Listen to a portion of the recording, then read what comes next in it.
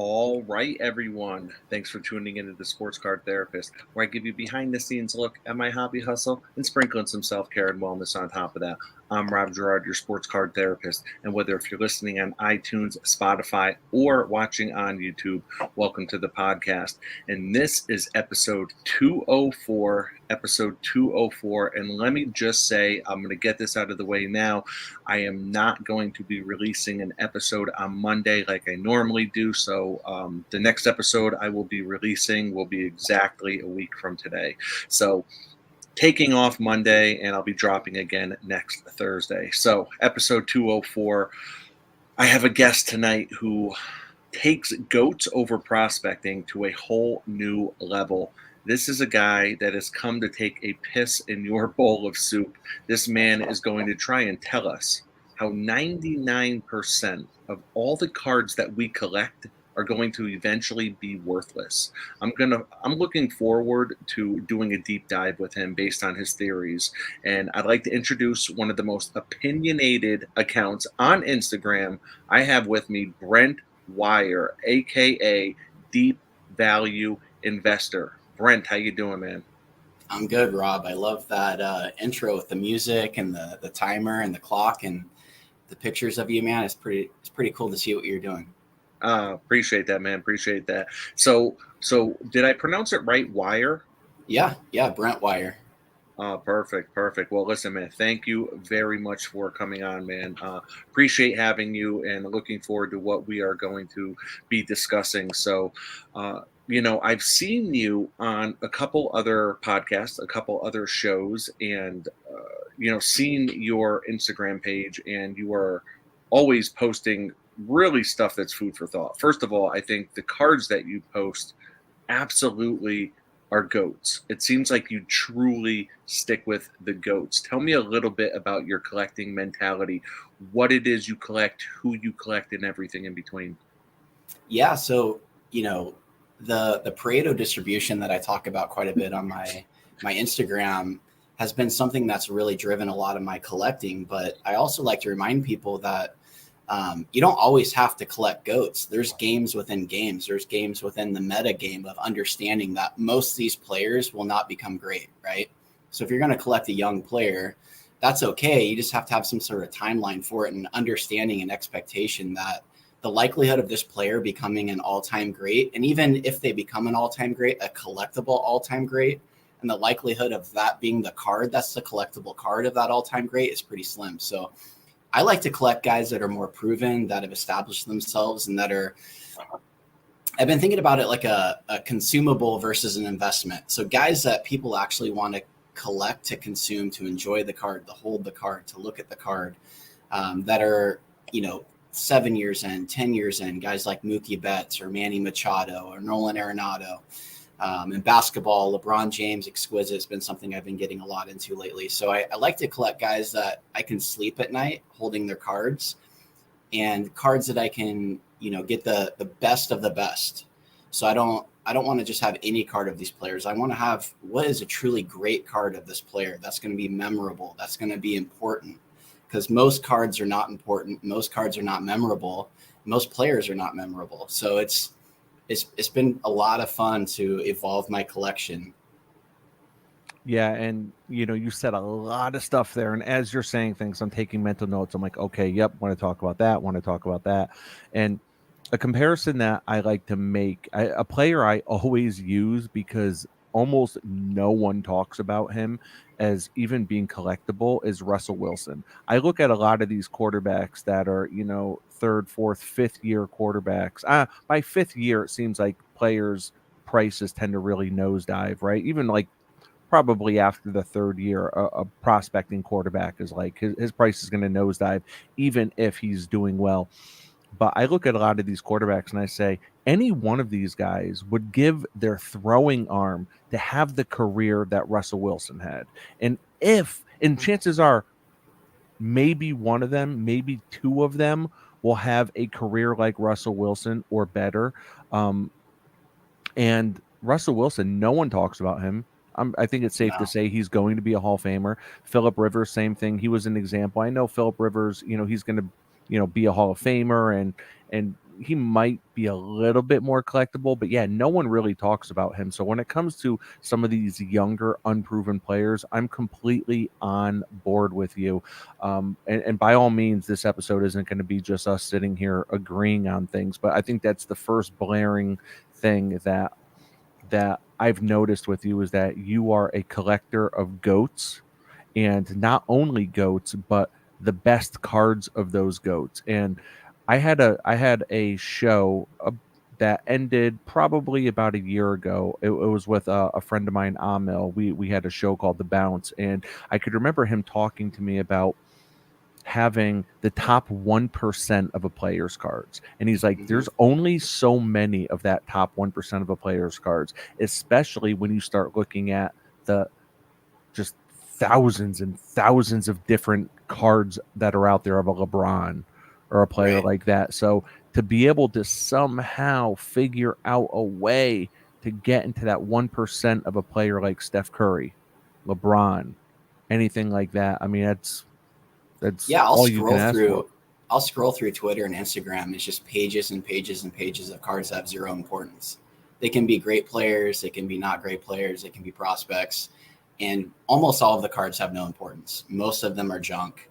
And it's pretty surprising because some of these cards will sell for $300, $500, $800, $1,500, and they just have zero importance in the category. They have zero importance for collecting, and that player is most likely to have zero importance down the road. So quarterbacks, I think everybody understands that most of these quarterbacks will never become relevant. And if you look at a guy like a Russell Wilson, nobody cares about his cards. And that gets into, the Pareto distribution again, where Russell Wilson, you could say, okay, he's going to be a Hall of Famer. So that puts him in that Pareto principle, right? He's one of the very few players that's going to actually make the Hall of Fame. But even within that Pareto principle of Hall of Fame quarterbacks, there's a Pareto within that of actual collectible all-time greats.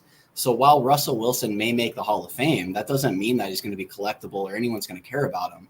Versus when you get into that next tier in the Pareto where it's Peyton Manning, it's Joe Montana, it's Tom Brady, they're going to command all of the value and have all of the importance and significance. And almost everybody else will have no value. And you see that in art. Most art has no value. Very few pieces of art have all the value. You see that in wealth distribution. So I think the top 8 people in America have as much wealth as the bottom 95%. I mean, it's crazy, but the same thing applies to sports cards, applies to real estate, applies to watches. Very, very few things will command all of the value, and that value will continue to consolidate over time into fewer items. So it's important that you not only guys will message me and say, hey, I think Tom Brady is a buy right now. It's like, well, what Tom Brady? Because the majority of Tom Brady cards will probably not be important down the road. And the majority of Tom Brady cards are not rare or scarce. So you can't just say Tom Brady is a buy right now. Well, you got to be specific. Is it an important card historically down the road? You look at a 52 Topps Mickey Mantle, that's a historically significant card of Mickey Mantle, right? So what card, like you're saying, is going to be that top 1% of these players? To bounce around a little bit. So, in baseball, I love first Bowman Chrome autos. And I love guys like, Nolan Arenado and Paul Goldschmidt, Manny Machado, those kind of players. But I also recognize that if I'm going to buy one of those players, it's only going to be one of their very best cards. So it's going to be a gold to 50 autographed, 9, 5, or 10. It's going to be a red to 5. I'm not just going to buy any of their cards because I recognize even with those guys, how historically significant is Manny Machado going to ever be? Is he the Russell Wilson of baseball? Maybe. But if I have his top 0.1 of 1% card, his second best card that exists in the world, that still excites me because there's that game within the game. Yeah, and you have said a lot there, and you mentioned the Pareto principle a couple times there, and I'm not sure if I'm saying it right, Pareto, but regardless, so Pareto, yeah. exactly, it's like burrito, burrito, tomato, Yep. tomato. So Pareto, for those of you that might want to look it up during this or after this, it's Pareto. So even so, you Google this, right? The Pareto principle. Even when you pick the option, what is the Pareto principle in simple words? To me, and I went to school. I'm college educated. I have a master's degree. I'm a licensed psychotherapist. And these words, it's still hard for my brain to kind of wrap around what the definition of this is. But I'm going to tell you what has really helped me. And it was something you said. But I'm going to read in simple words what the Pareto principle is. And I think I understand the concept, but right as I'm like getting close, I feel like it runs away. It's almost like a squirrel. It's like you could kind of sneak up on it, but you're never going to get it.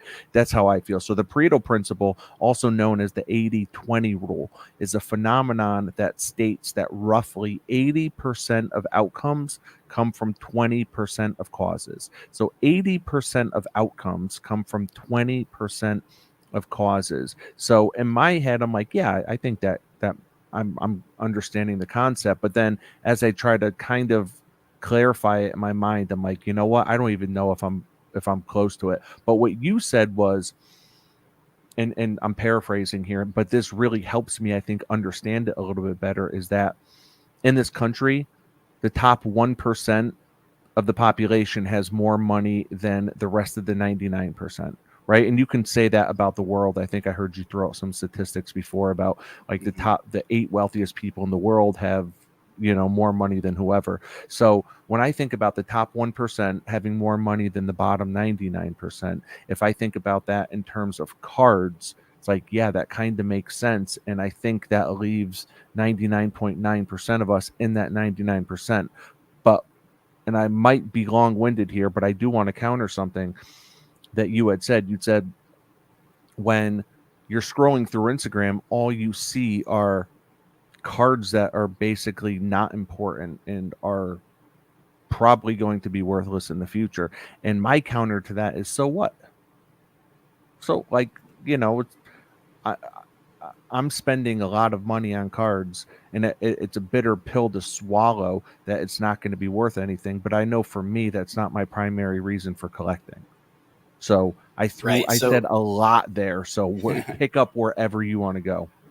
Yeah. So I think it's important for expectations purposes. So as long as you have proper expectations around these cards that you're buying for $500 or $1,500, that down the road, they're going to eventually be worth next to nothing and have no importance. If you truly have that expectation and you're honest with yourself when you buy that card and you really understand that, fine. But I think the majority of people out there buying those cards think it could be potentially the next 52 mantle, or it could be potentially worth 10 times or 20 times down the road, or, they think they're going to make a ton of money on this card, when the reality is more than likely that card's going to have very little value down the road. So for me, it's mostly expectations. If we have that dream, who is it do you think that is selling that to us, whether subliminally, subconsciously, or just outwardly? Who is selling us the dream that this card could be huge in the future? I think, I don't know that it's necessarily someone selling it to us. I think it's a lot of what's going on right now in collecting, and what concerns me in the sports card world is there's a lot of speculation and gambling when people are buying cards. So there's a lot of, it's almost taking over from betting. This has been talked about a lot. I'm not saying anything new here. I understand that, but hey, I think this guy's going to have a great year this year. I'm going to buy his card and it's going to go up significantly. Or I'm going to buy this guy's card because I think he's going to be the next great player. So that means it's going to be worth a ton of money down the road. I just had a guy the other day tell me, I'm looking at getting a huge Mahomes card. I need one. And I was telling him, seasonally, it's probably not a good idea to buy football right now. And he's like, yeah, it's a double-edged sword. If he has an amazing season, he wins another one, his cards could go through the roof. So it's that kind of mentality where it's like, well, he already won a Super Bowl last year and his cards did not go through the roof. So it's using cards as a proxy to make a lot of money. And so that's where I think there's going to be a lot of tears and a lot of pain when people have Zion cases full of cards that just are not important. But at the same time, if you're at the National and you see these trade nights, it's a game of hot potato anyway for a lot of these people.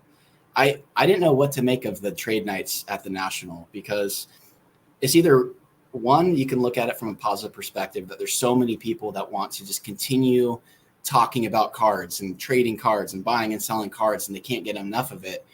The other perspective that I could see it from is, do any of these people want these cards?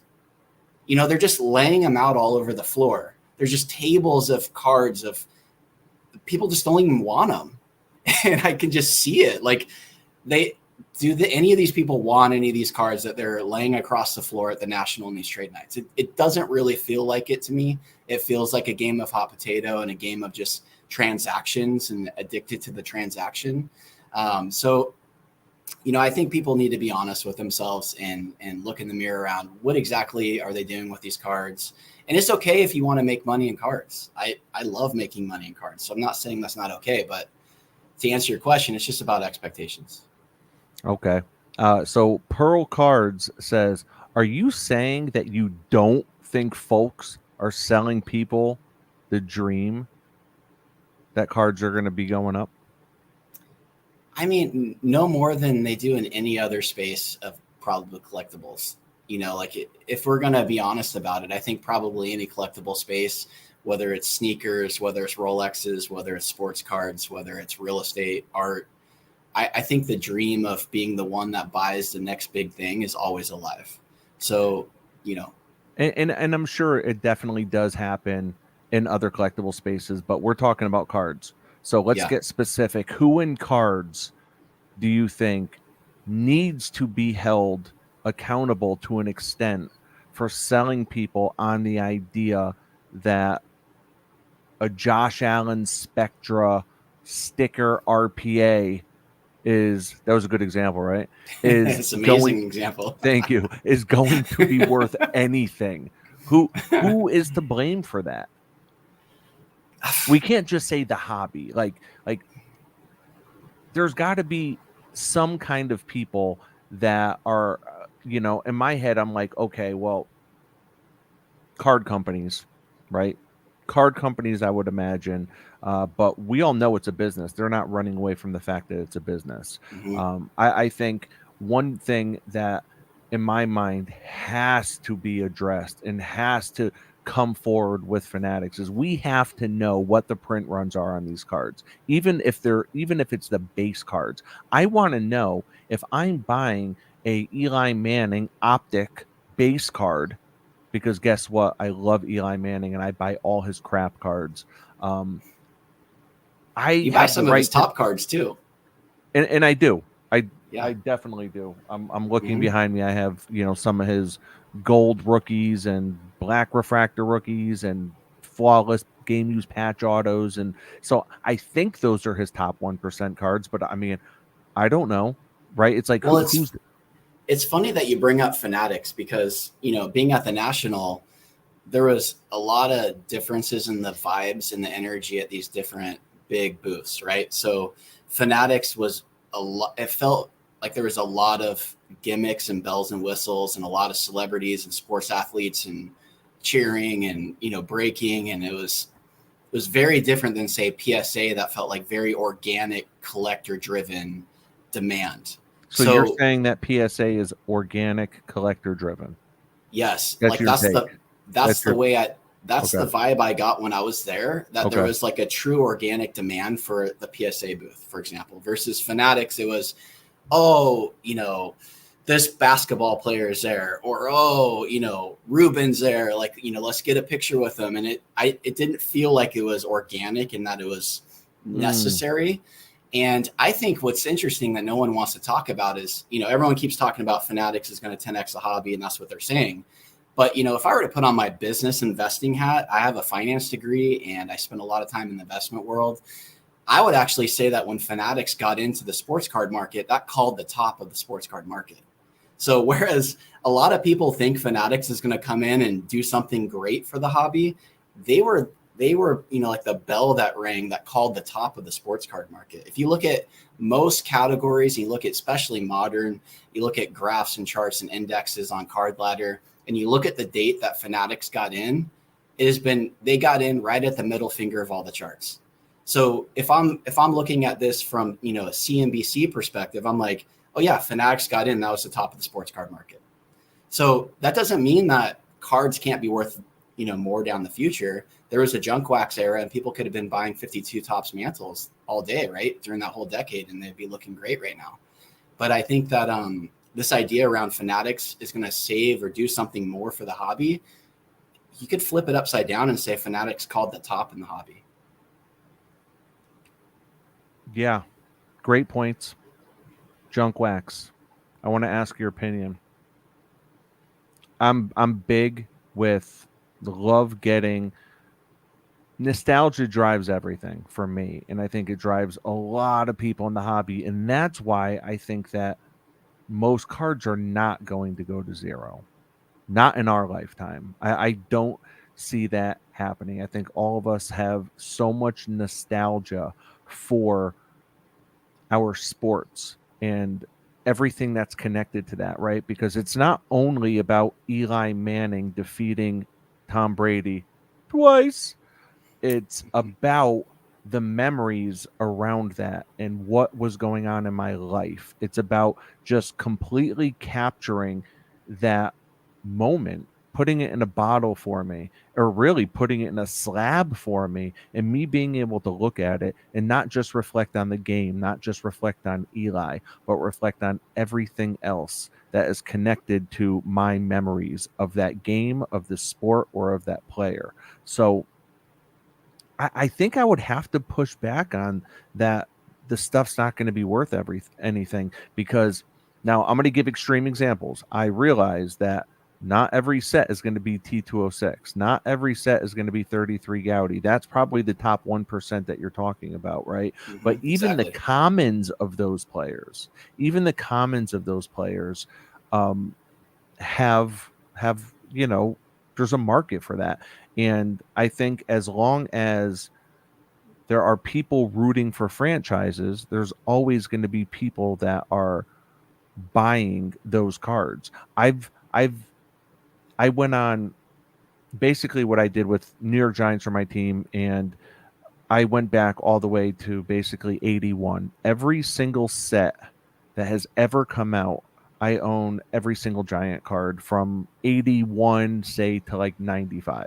Right? It wasn't that difficult. Most people sell them as a lot, or I had to buy $1 card here, $2 here. But to me, that means something. Now I have a 3-row box that is just full every single year, every single player of every card produced. So I think there's a lot of people out there like me that are always going to want that.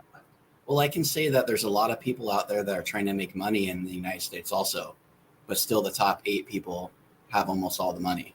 So it's not to say that the bottom 99.9% of America has no money. It's just to say that with the Pareto principle, that value will continue to consolidate into fewer and fewer hands of people having money in the United States.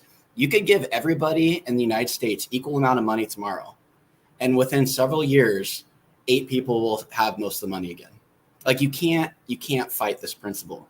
So sports cards can have some value, but you can't fight the principle that few cards will command most of the value. Somebody posted on Twitter, the highest value of cards from every draft from, I think it was the mid or late 90s to now in the NBA, the highest selling card of each of those drafts of the number 1 pick. And of course, LeBron, I was going to say, it's got to be 03 exquisite, right? Yeah. But the value, though, when you look at that list, LeBron's 03 was more than every other guy in the 25 years combined before and after him. So that's the Pareto working, where it's like LeBron commands more value than the next 20 number 1 picks overall combined. That's not to say that the next 21 number 1 overall picks can't have value at all. It's just to say that like LeBron's going to command most of it. So you see this in quarterbacks with football. People think Peyton Manning is a good, he's cheap, or Drew Brees is cheap, or Eli Manning's cheap. Great examples, though, of Peyton Manning and Drew Brees, because we hear those names all the time. Because they compare him to Tom Brady. But just like that 03 LeBron, and you can't say the next 20 number 1 overall picks are cheap because LeBron's so expensive, there's always the Pareto guy. There's always the Brady, there's always the Jordan, there's always the LeBron, there's always the Ruth, the Mantles. You can't compare other people to them and think they're cheap. That's actually the mistake.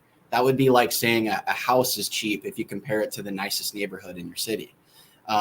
There's always going to be the nicest cards, and they're going to command most of the value, and that is completely normal. Wow. All right. Great points, man. I'm gonna go through some comments real quick. Let me know if stop me if there's anything you want to jump in on or counter or agree with.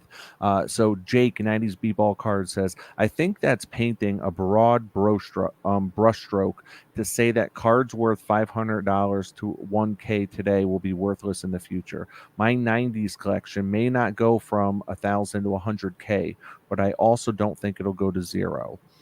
Pearl Card says, while I scroll Instagram seeing influencers, certain breakers, and etc.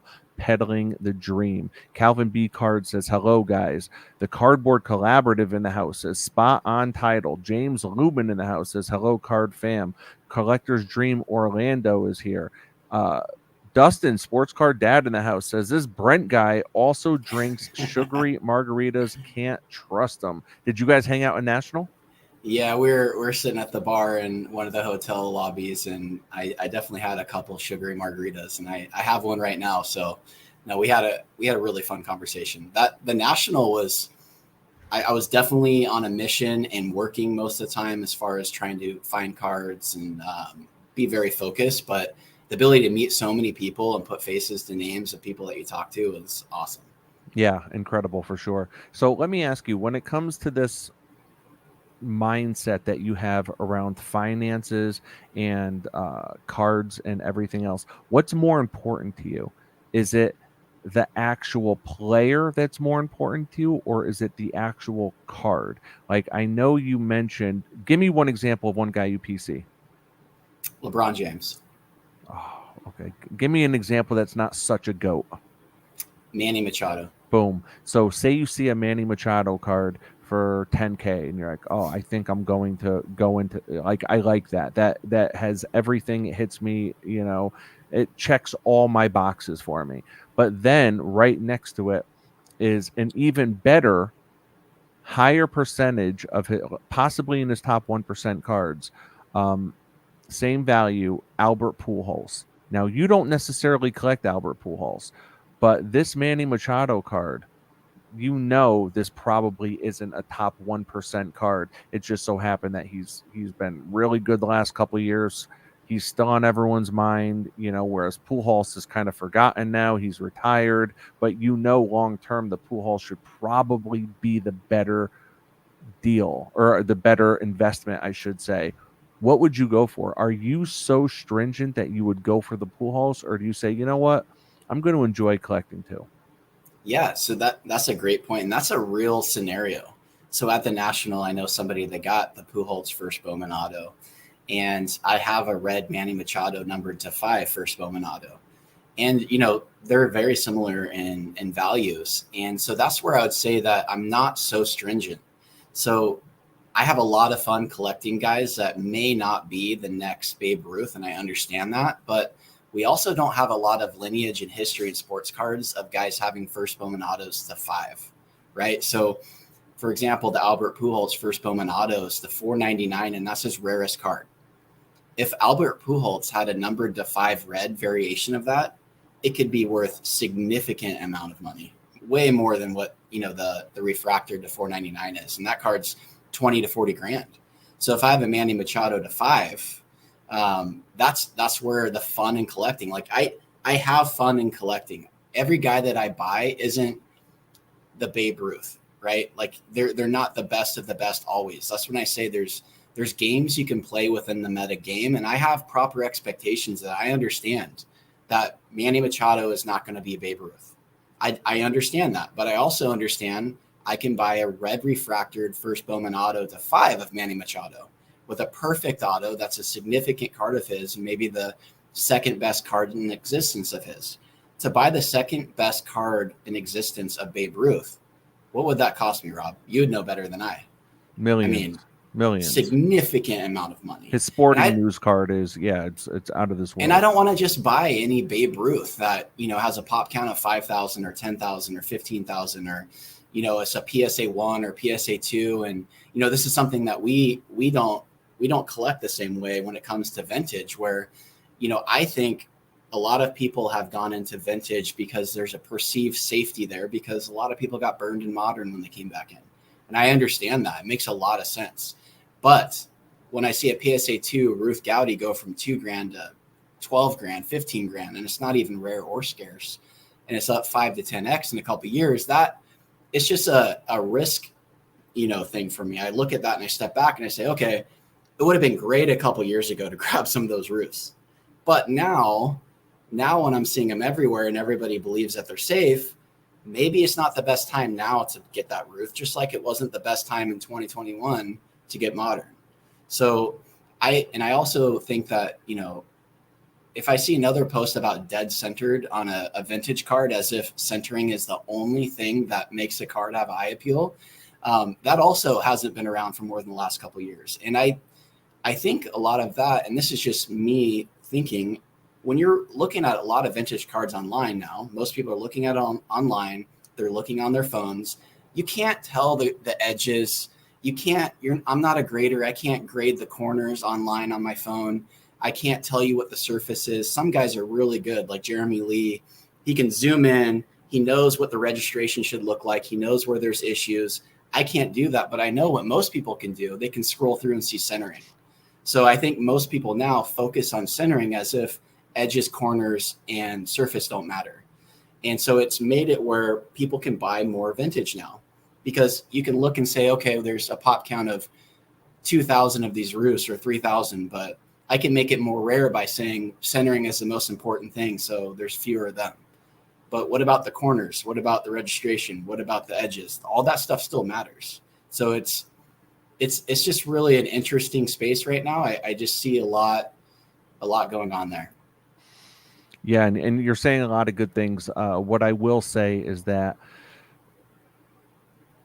when it comes to centering on vintage, I can speak for myself, and it is absolutely the most important thing, because I've owned a 52 tops Willie Mays. It was a SGC3, and it was off center, and I saw it online and I said, man, I really want that card. I've never owned a 52 Mays. I'm going to pull the trigger on it. I got it. The moment I had it in hand, within about 5 minutes, I said, I cannot believe you bought this card. You saw what the centering was like. Now you cannot unsee it. It's like one of those things, like, sometimes my wife will text me a picture and it'll be like something really funny and random that one of my kids did. And then she'll just say, when you see it. And then it's like, then all of a sudden I see that they put their doll in the snack cabinet, and now I can never look at that picture again and unsee it.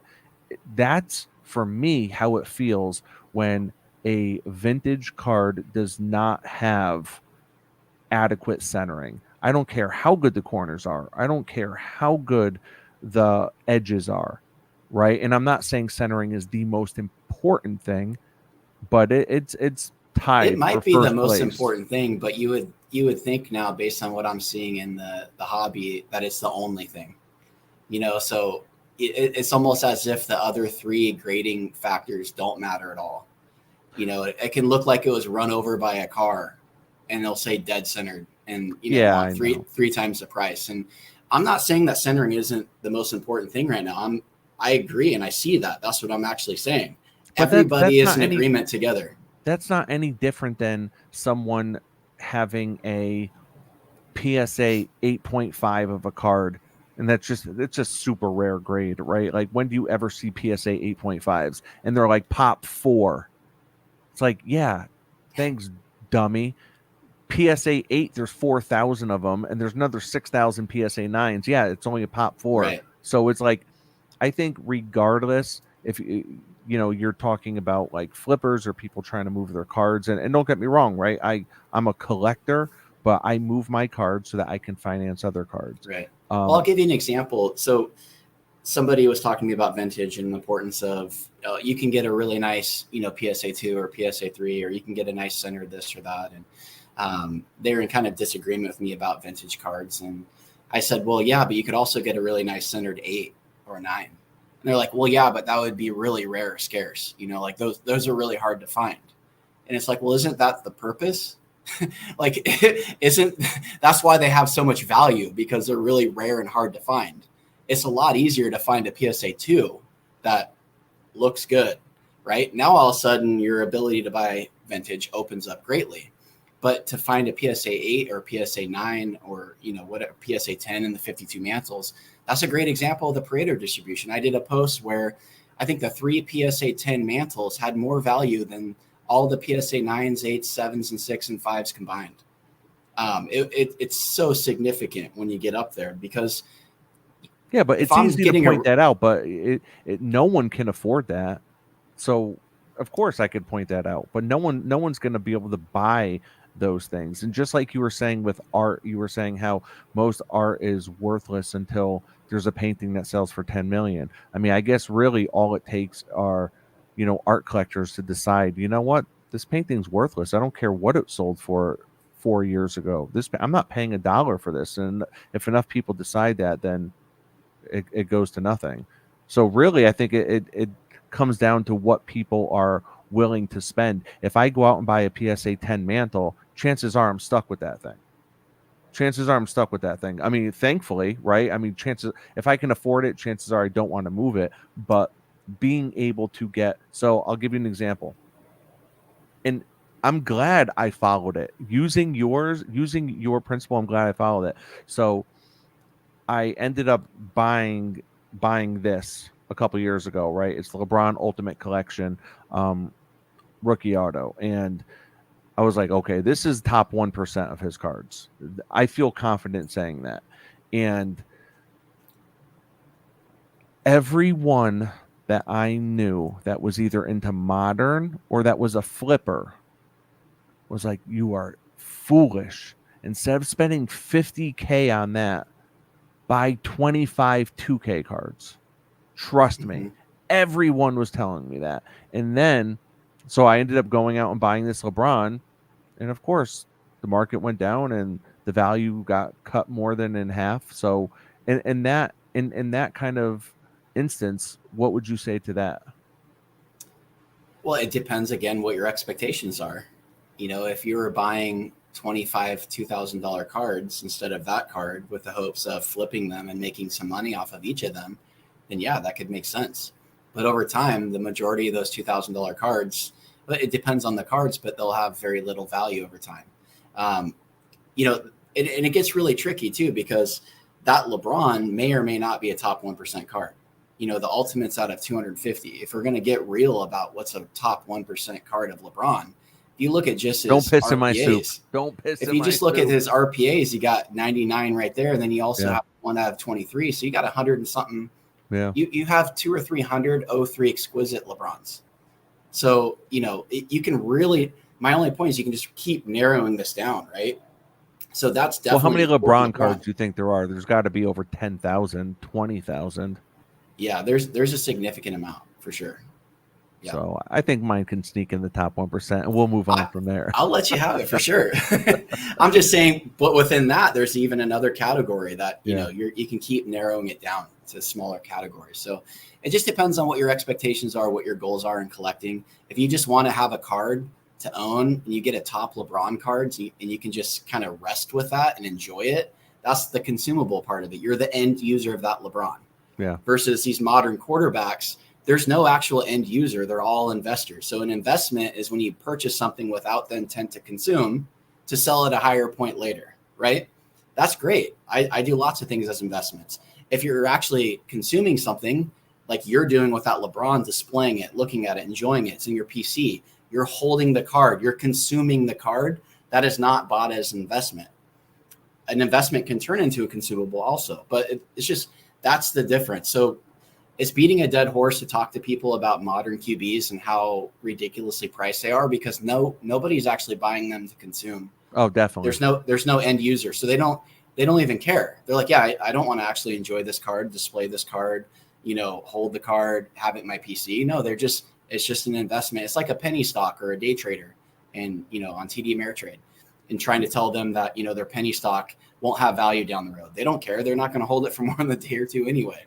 So that worries me about the collectible space in sports cards, because there is a lot of that still. There's a lot of fluff still in it. And where these true end user values end up, like a Drew Brees, that's usually an end user card. A Peyton Manning is an end user card. Not a lot of people are buying Peyton Manning cards hoping to sell them in 3 weeks for more.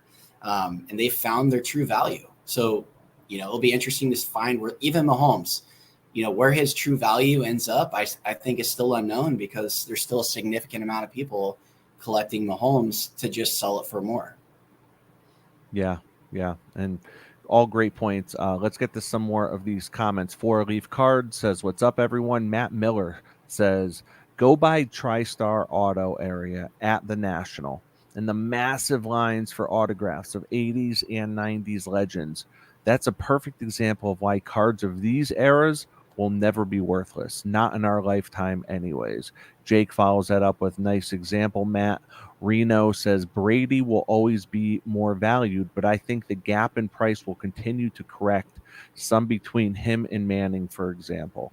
A Collector's Dream says, "Price corrections happening in the hobby is good for collectors."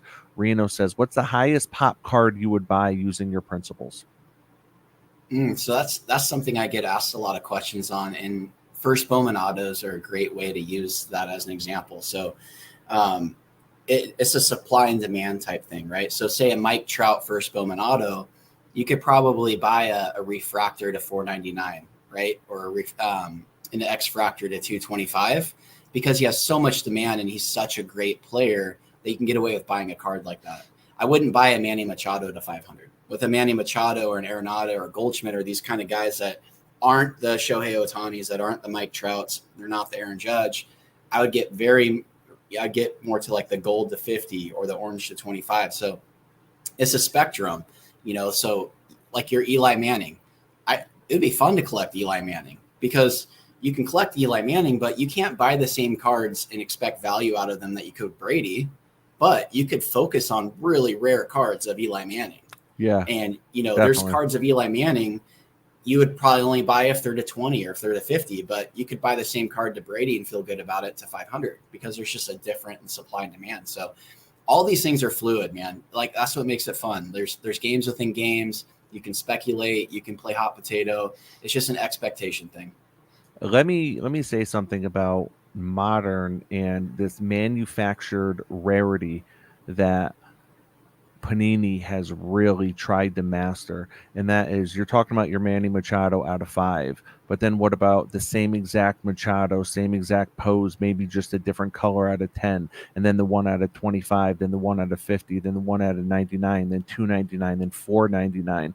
To me, it's complete BS. And I think even, let me tell you, if I look at all these 2017 Prism Patrick Mahomes rookie cards, right? All the different shades, all the different this, all the different that. Maybe, I don't know, what's the top one? The black, the 1 of 1? Maybe Yeah, the or the gold to 10. Maybe the Mhm. gold to 10. Other than that, there's an argument to be made that I don't care if there's a green out of 25 or a red out of 99. There's an argument to be made that none of them will be worth much, because they're literally all the same card, just a different serial number engraved in there. So when you talk about your out of 5 Manny Machado, I would much rather have a Babe Ruth 33 Gaudy that I know is just that much more liquid. It is just so much more liquid. If I wanted to tomorrow, I can move that thing, or I can hold it and feel completely confident that even though there might be 10,000 of them out there graded, there's probably something that is slightly different about mine, whether if it's the eye appeal, whether if it's whatever the case. Yeah, and a lot of that's manufactured rarity too. We're talking about how it came off the printing sheets, the registration, the centering, and what makes it different. Yeah, but people are buying into these serial numbers like it's the be all end all, and I think sometimes I just SMH, Brent. I just SMH. Okay, just shake my head. Well, that brings up a good thing too around grading and serial numbering, and vintage cards. All you had was grading. The only thing that could differentiate a vintage card from another one is the grade, right? The eye appeal of the card, the corners, the edges. Not true anymore, but yes. Like, I'm talking general, right? Okay. So the only thing that makes a 52 mantle rare would be the grade. If it's a 9 or 10, all of a sudden it becomes really rare. So when you only have grading to differentiate your card, or eye appeal, whichever one you want to go with, that becomes really important. Where I see people making a lot of mistakes today is, there was a Mike Trout X Fractor to 225 that was a BGS black label. And, PWCC was running it, and it was all this, it's the only black label first Bowman auto of Mike Trout. And somebody unfortunately paid over $100,000 for this. Well, the grading to me is only as important as the next level refractor that there is. So that's numbered to 225. I don't care what the grade is. There's a blue to 150. There's a gold to 50. There's an orange to 25, a red to 5, and a superfractor. So why? It's like having the nicest house in a terrible neighborhood. Well, like, who cares how nice the house is? It's a terrible neighborhood. It's an X Fractor to 225. Like, how mint does a mint card need to be? It'd be like so the person paid as much as a gold and a blue combined for the X Fractor because it had a black label.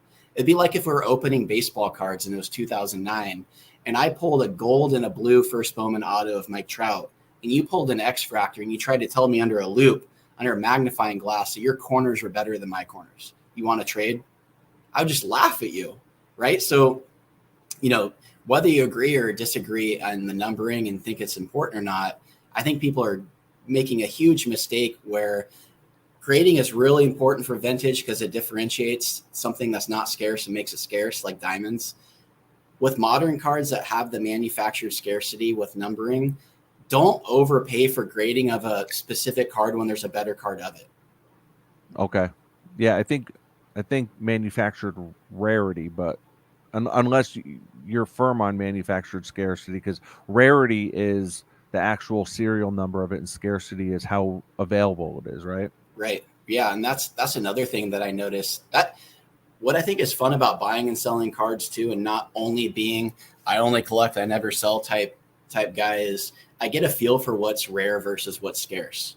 So, and a lot of people ask me questions about this, and I love talking about it. It's probably good that we talk about it because you can have 5 different players that all have gold first Bowman autos to 50. 3 of them will have 4 or 5 on eBay at all times, and 1 or 2 of them you can never find. So, for example, a guy that I've been picking up lately is Clayton Kershaw. His cards are scarce. Like, you just do not see his cards come up, and they're not available. I was able to get a PSA 10 gold first Bowman auto of Clayton Kershaw because I bought it on the spot at the National because I just never see that stuff. Versus, I'm a big Mookie Betts fan. There's multiple Mookie Betts golds sitting on eBay right now, and I have a couple of them. It's nearly scarce. Brent, I wish you came and saw me at the National before you bought that card because Kershaw's a pitcher. Did you know that? I did. And he's also an all-time great pitcher. So there's always opportunities when somebody's going to go down as an all-time great. Kershaw could not sniff Nolan Ryan's trunks, okay, after a doubleheader, okay? There's no way. No, I'm kidding. Yeah, but yeah. Listen, no, good stuff, man. Good stuff. Congrats on that pickup. That pickup. So listen, we're already running out of time, and I feel like anything that I had prepped, we didn't really address any of it, but that's great because the conversation's been great so far. So I want to get through some more of these comments. Jake, 90s B-ball card says, I'm very curious to see what happens with modern parallels that are low numbered over time, like the Manny red out of 5, because you're right. We don't have any history there to guide us. Troy says, I'll talk to that real quick. Yeah. One thing I've been looking at is guys that are on Hall of Fame paths, right? And looking at Eli what their cards Manning are doing.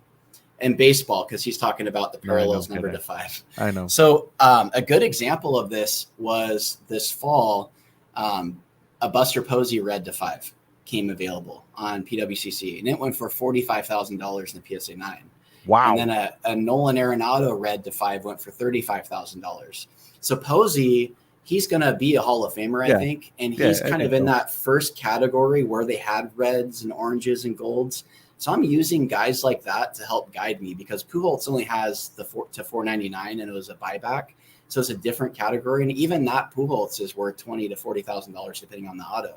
So 90s B-ball cards, I'm looking at the same thing. So a guy like a Buster Posey is a good person. I'm looking to see where does his values go because he's by no means an all-time great, right? Like he's a great player. He led the Giants in WAR during that dominance in that 10-year period and won 3 World Series. Great player, but he's not in the mantle and Ruth. So it's interesting to watch some of these guys and what their low number parallels do. Another guy would be like a Joe Mauer, even though he doesn't have a red.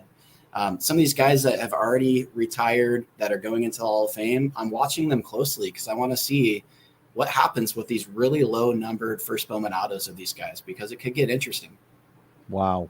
And I tell you what, probably because I don't, I don't flip, or I should probably, with the amount of money that I spend on cards, I probably should look at it a little bit more responsibly the way that you do. But some of these things that you're mentioning are things that I've really never even considered, and I know that, like you're talking about, with comparing like like-minded and like career players to each other, just to kind of gauge what a price range would be. And you see that a lot too with modern or super modern, very low numbered, and it's like, well, I have this Kobe, so you know what, the Jordan did this. There's no public sales of the Kobe, but I see the Jordan did this, so I figure, and then before you know it, it's like they're trying to figure out, Larry Bird did this and the Duncan did that, so what would you say this is at, kind of thing. So Yeah. I that's get pretty geeky about that. Like within seconds, if you tell me a gold price, I can tell you what the orange should be worth, what the red should be worth, what the superfractor should be worth.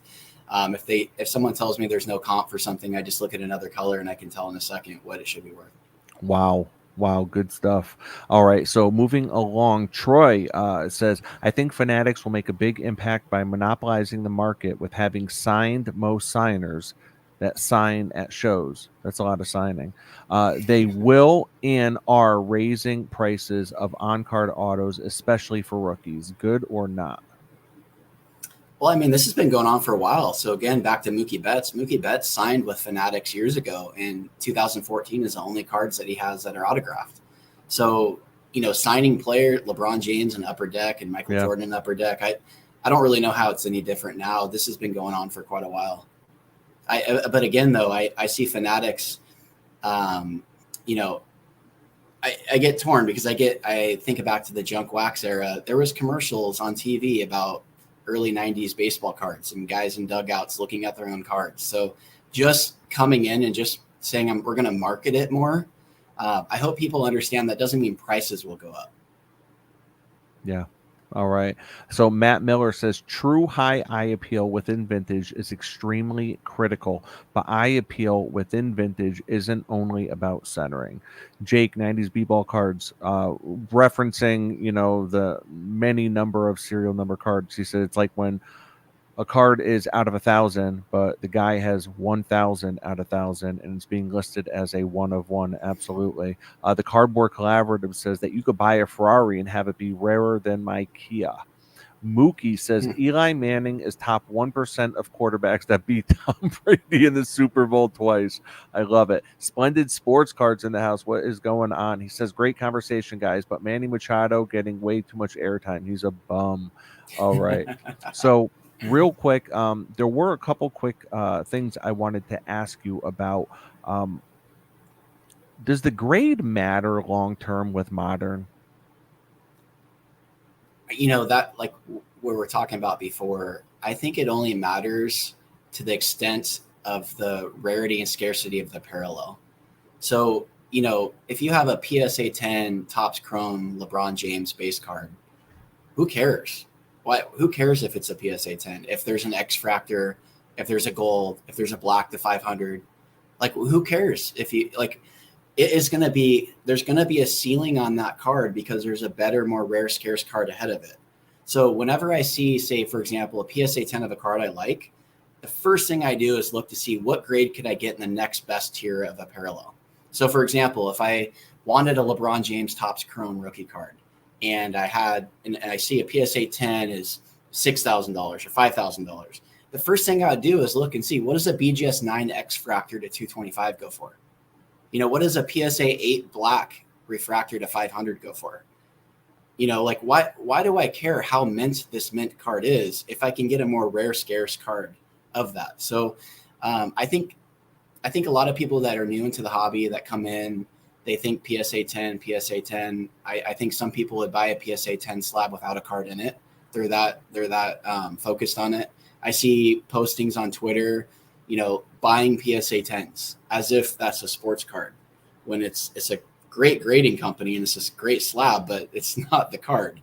And so, I think people could educate themselves more on, do I care about the grade as much, or what if I can get a more rare, scarce version of that card that's going to be more important down the road? Very well said, man. Echoing a lot of my thoughts with buying the card, not the grade. I know that's a vintage mindset, but I've taken that with me into some of the modern that I've dabbled in, Derek Jeter stuff, Eli Manning stuff. I'm always like these cards look identical in hand. I think I'm just gonna buy the 9 rather than the 10 or something like that. And I'm curious because you're talking about this. Do you think there will be a time where grades don't matter? I think that they will matter less and less and less over time. I definitely see that. So, and when I say buy the card, not the grade, I don't mean of even the exact same card. I mean, for modern, if you No, can get yeah. a better parallel or a more rare, scarce card, I think eventually, like I had a Shaquille O'Neal Essential Credentials numbered to 14. It was a PSA 6. I didn't care what grade it was. It's numbered to 14. There's 14 of them, and it's in a incredibly important set, incredibly important player. And I just don't think by now, I don't think that was in 1998. By now, no one cares the grade of it anymore. And so I think eventually the same thing will happen. Eventually, when you're looking at some of these cards, we'll get back to the basics of how rare and scarce is this card. And I'm not talking grade. I'm talking the actual card. I'm not talking how rare and scarce PSA 10s are. I want to know how rare and scarce this actual piece of cardboard and this plastic is. Sometimes I almost think the plastic separates us from the card, if that makes sense. It's like we forget what's inside this plastic. And that's what we're actually collecting. We're not collecting the plastic. And that, again, is back to that flipper investment mindset, which is fine, focusing on the plastic, because you can sell a PSA 10 of any parallel a lot easier than you can of a lower grade, even if it's more rare and scarce, because a lot of new collectors come in and just look at grade. Ah, man, very well said. Well, Brent, we are just about out of time. Were there any final thoughts, any closing words that you wanted to throw out there? Maybe something that we did not touch on, or maybe just a thought that's been lingering in your head from a point that was made earlier in the show? Not really. I mean, I just want to say that I think as a sports card community, I can't go down to Starbucks and talk to people about sports cards. So I will continue to listen to your podcast and listen to everybody else's podcasts, whether I agree with everything you or they say, and just love consuming content, educating myself, learning and growing. We don't have to be in agreement to talk about sports cards. It's so weird. I'll have people message me something and, they're clearly disliking me or not agreeing with what I have to say. I click on their profile and they've blocked me. And it's like, why? We don't have to agree to both talk about sports cards, and that's fine.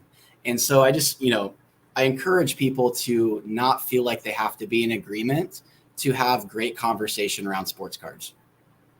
And the best part is anytime we're discussing sports, the debate is the fun, right? Like Right. I would much rather sit next to a Cowboys fan on an airplane than another Giants fan. Because what if we can do? Agree on everything for the next 4 hours? I would much rather break stones, bust chops, and get into some fun debates about our teams.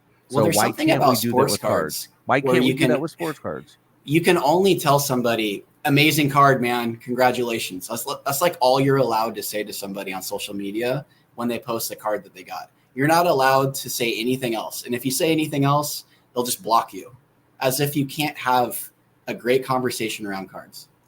Well, listen, if I'm posting my cards, it's usually something I feel really good about or I'm proud about or I just want to put out there to show the community. Our profiles when it comes to our cards, I think are basically to show off our cards. right? Is basically to get pats on the back and stuff, not to get critiqued and criticized. So I think in the DMs, I would agree. Like, if we could definitely disagree in the DMs, but if I post my card, I don't want you coming on my post telling me about why I should have got a different version. I would probably block your ass too, Brent. Let me tell you. But it's just getting back to like you were saying about with sports. I have an Oregon Duck shirt on right now, and in sports, someone can say Ducks suck, or I love the Ducks, or go Huskies because I live in Seattle, and that's just part of it. But in sports cards, I think that we're a little too serious sometimes. Yeah, no, very well said, man. All right, Brent, if anyone wants to reach out to you, how can they get a hold of you? What's the best social media platform? All that stuff. The easiest way is Deep Value Investor on Instagram and on Twitter. I use both of them. And I love getting questions or even comments or feedback or, your thoughts. So shoot me a message. Great conversation, Brent. Thank you very much. Thank you for everyone that tuned in. If you were live on YouTube in the chat, thank you very much for everyone watching and lighting up the chat. I'm sorry if I did not get to your comment. I know I skimmed through them, so I didn't get to everything, but I just want to say thank you to everyone. Don't forget, take care of yourselves and your collection. Have a good one.